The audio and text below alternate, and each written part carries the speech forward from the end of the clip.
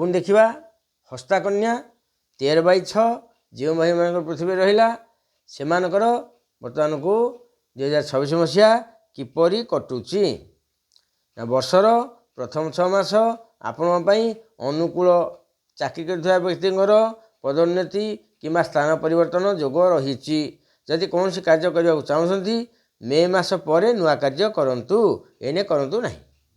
सतर्कता अक्टोबर पर कर्मक्षेत्र में गुप्त शत्रु ठारू सावधान रुहंतु ता अर्थ अक्टोबर पर आपण गुप्त शत्रु सृष्टि हेबे कहार उपरे अंध भाव में भरोसा करंतु नहीं। तू जा मु तो टंका नहीं बैंक थोदेवी तू जा मु तोर गाईटा नहीं सीटी बांधदेवी अंध पर विश्वास कर आप पलैबे गाई सेमती बंधा हो क्या भरोसा करूँ ना।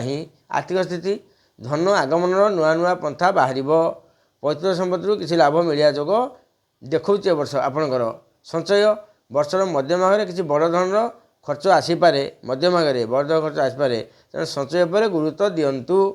पारिवारिक जीवन फैमिली परिवार रे सुखद परिवेश भाई बहन ठारू सहयोग मिल संतान सुख उत्तम रही विवाह द्वितीयार्धे हो पारे।